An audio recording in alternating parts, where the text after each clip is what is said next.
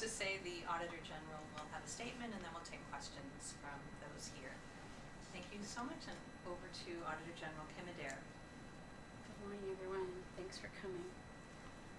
So this morning I tabled the annual follow-up report, which takes the pulse of government's implementation of the recommendations made by my office. Every year my office conducts about 6 performance audits of government organizations, and we identify opportunities for improvement by making recommendations. Between 2020 and 2022, the 3-year total of recommendations made in performance audits was just over 100. The recommendations are a blueprint for organizations to improve their services and programs. The government has publicly agreed that it will complete all Auditor General recommendations within a 2-year time frame. Every year we circle back to assess government's implementation rate in this follow-up report, and it's a process that first started back in the early 2000s.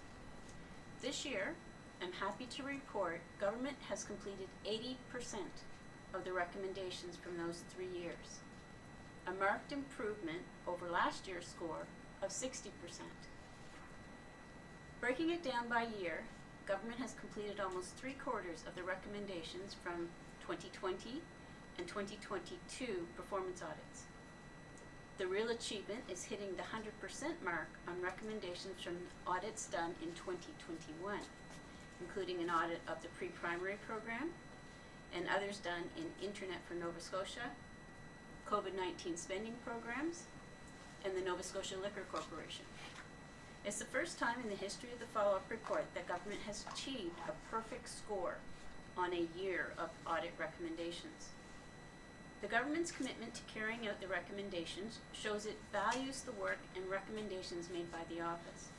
However, there's a low point in this year's annual follow-up report concerning the 2019 audit of the selection and quality management of bridge projects. When the audit was released 5 years ago, the department agreed with the recommendations and committed to implementing all of them, including conducting bridge inspections as required and prioritizing bridge repair and replacement with consistent criteria. Last year, we noted that only 1 of 7 recommendations had been completed, so we decided to check back with the department this year. By now, we would expect all of the recommendations to be completed, but the department has only completed 2 after 5 years, or 29%. Although Public Works has made some progress, we're not comfortable signing off that the recommendations are fully implemented.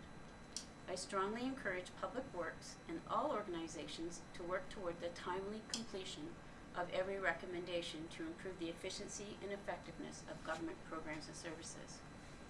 As always, I'd like to thank my staff for their efforts in producing this report. We begin this effort in the fall each year, and it takes several months to check in and confirm and assess that the recommendations are in fact completed. Also, my thanks to the many public servants across government and Crown corporations who are key to our ability to do work like this every year.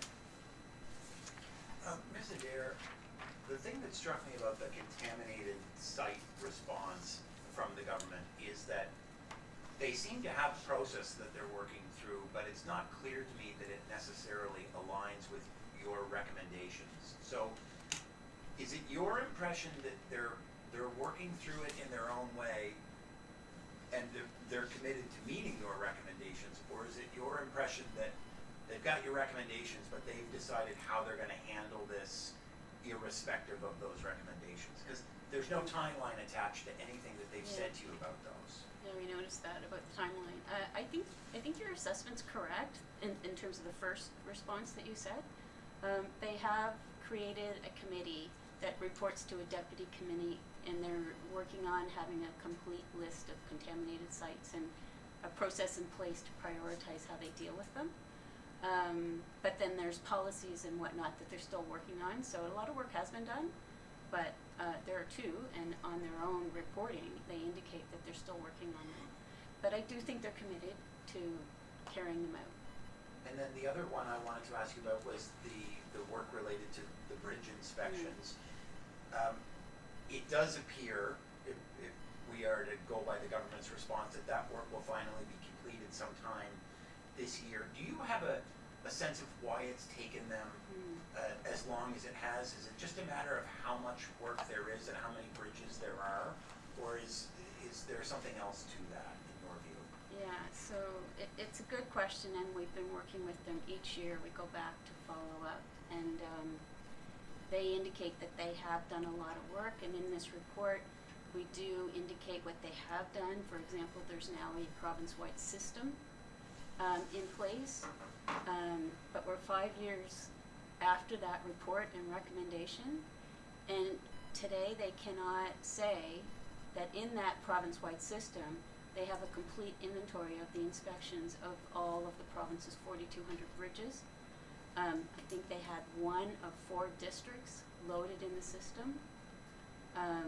And also there's 2 levels, there's a level 1 and a level 2 inspection, and they had some level 2s, but not all of them, and then not the level 1. So you have to ask the question, like, how are they prioritizing 4,200 bridges, and there's probably more now, because that was in the time of the audit, and making that decision about which ones this year that need rehab and maintenance and replacement. Like, you need a province-wide system that you can rely on, and the public has to have a comfort that Public Works has a handle on.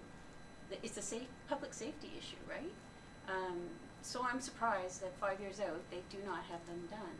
And last year's follow-up report, they indicated they would have them done by this year. Like, each year the date moves.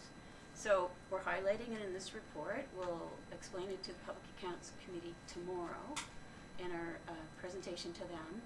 And then I expect they will have the department in for a meeting and ask the questions like, why is it not done? So we tried to clearly articulate what has been done and what, in our view, needs to be completed for us to be able to sign off. With regards to the 2020 contaminated sites recommendation, what are the concerns associated with those being incomplete? I think it was there were 2 that are not done, and it's largely around having a complete listing of the province-wide contaminated sites, and then a process in place that is a risk-based approach to decide, okay, these are the ones that we need to give attention to first, and these are the ones that maybe are not going to be traveled on by members of the public, and how they prioritize. So it was the risk approach to dealing with them. And without having those, what is the sort of risk to Nova Scotians?